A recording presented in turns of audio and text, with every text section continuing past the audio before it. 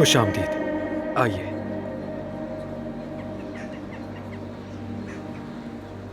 अस्सलाम वालेकुम। ओह, वालेकुम सलाम जमील भाई।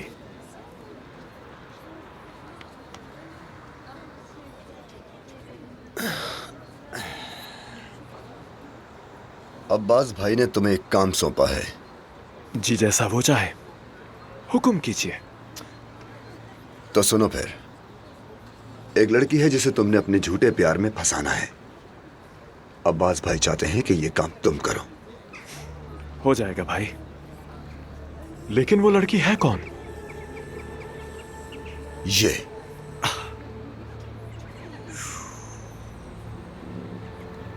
वेरी स्वीट, लेकिन ये काम मैं करूंगा या नहीं?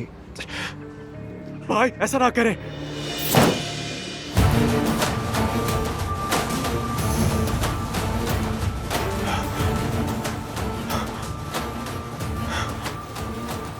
तुमसे पूछूंगा नहीं कि काम कर सकते हो या नहीं।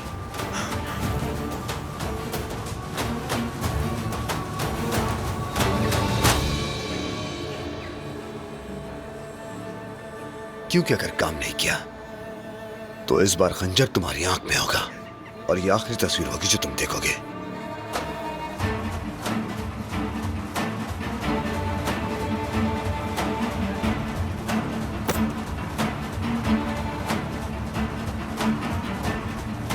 ठीक है,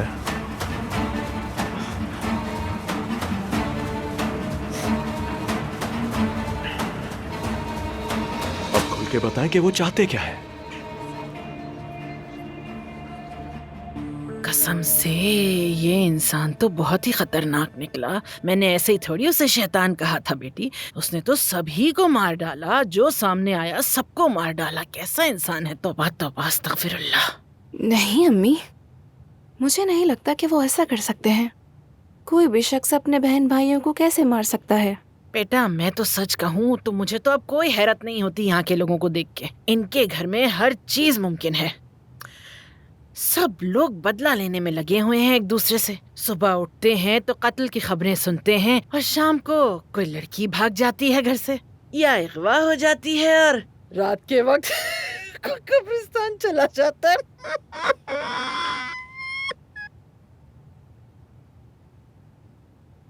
लेकिन अम्मी, आपका ख्वाब हवेली की रानी तो चकनाचूर हो गया ना। अजमत साहिबा जो वापस आ गई। देखो बेटा, ये आजमत जो है ना, ये कई जिंदगियां लिखवा कर लाई है इस दुनिया में, लेकिन मैं ऐसे हार नहीं मानूंगी। मेरे पास और भी बहुत सारे मंसूबे हैं। मैं अजमत के मरने का इंतजार नहीं करने वाली बस। अच्छा अम्मी, कहीं आप अब्बास साहब के साथ मिलके तो कुछ नहीं करने वाली? बात सुनो मलिहा, ऐसी बातों पर मजाक मत करना बेटी। मैं कभी तशद्दुद की हामी नहीं रही, ना मैं इतनी जालिम हूँ। मेरे बख्त में तो कुछ और लिखा है। जैसे ही मेरी बेटी लतीफ से शादी करेगी, मैं उसकी सास बन जाऊंगी, और जब उसकी सास बन जाऊंगी तो अजमत के साथ मिलके इस घर की मालकिन। क्या ख्याल है? उफ, अब क्या हुआ? तुम्हें शादी के बाद सब अच्छा लगने लगेगा, देख लेना। पागल लड़की।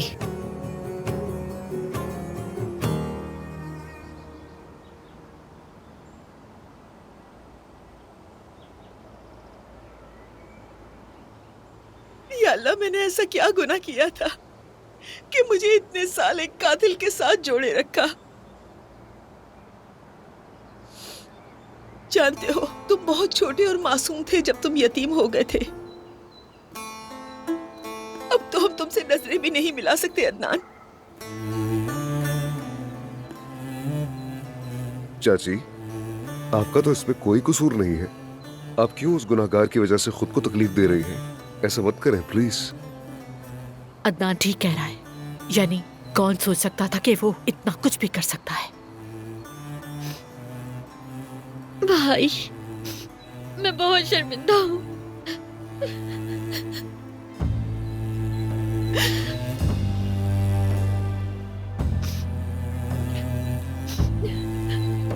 अदनान भाई,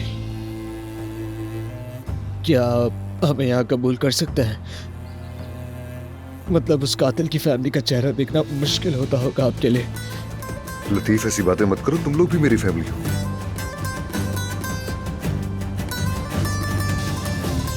अगर तुम सब ना होते तो मेरा क्या होता? मैं तो अकेला रह जाता तुम सबके बगैर।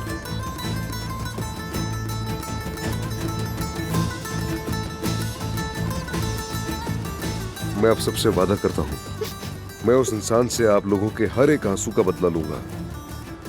आप लोग देखिएगा वो अपनी सजाएं चार दीवारी के अंदर भुगतेगा। इस खानदान में कोई भी उसकी वजह से शर्मिंदा नहीं होगा, कोई भी नहीं।